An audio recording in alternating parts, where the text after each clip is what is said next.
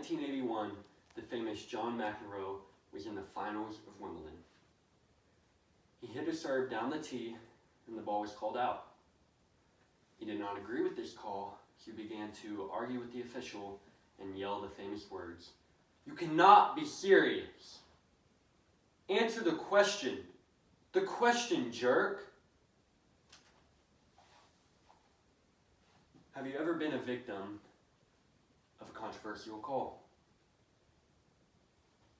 Bad calls can make or break a season, or even a tournament. For example, this weekend against UMHB, were there 12 players on the field? Did they get the snap off in time? We'll never know. But that was a good break for them, but a really bad break for us, and might have even cost us the game. Officiating is the act of overseeing a sporting event.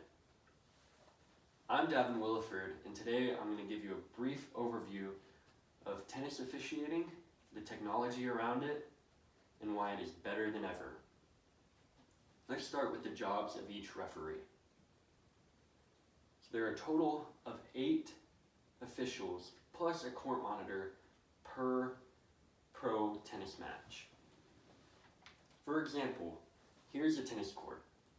There are 4 officials on the sidelines calling those balls wide or out, or wide or in. There are also 2 officials on each baseline calling the balls long or in. On top of that, on the opposite side of the server, there's a service line official that calls the serves long or in. Overseeing all of those officials is a chair official. Their job is to have final say, and if the call is in or out, they call up a score and control the players.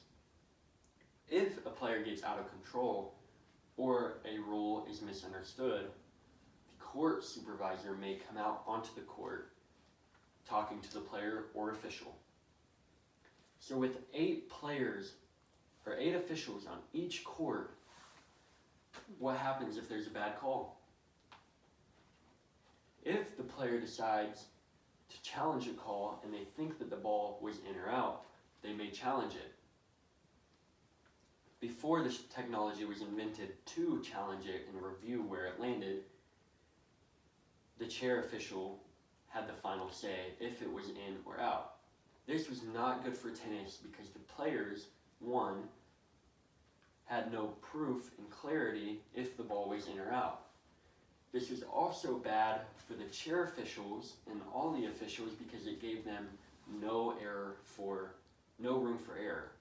So they could never mess up and they had no proof to give to the players if it was really in or out.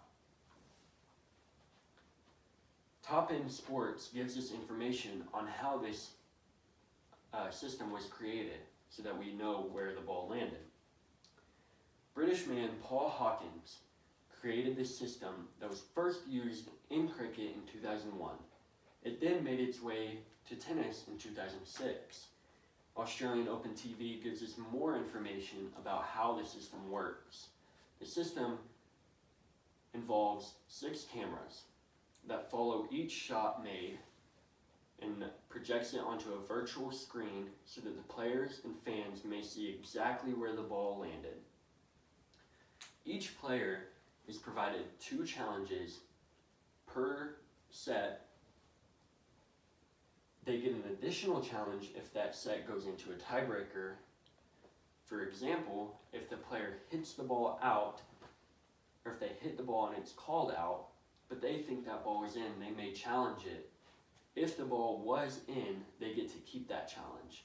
But if the call stands and it was out, they lose that challenge. Because of this technology, there's never any more uncertainty. For example, it gives clarity to players exactly where it landed. It also takes the pressure off of officials and gives them proof to give to the players where it exactly landed. This technology makes tennis less painful and more reliable. Today, we went over how this technology works and helps the game of tennis.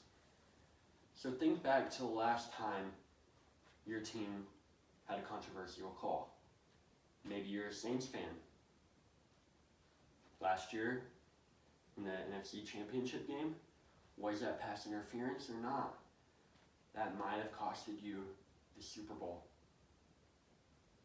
If your sport officiating was as good as tennis, your team could go on to victory and get you a Super Bowl.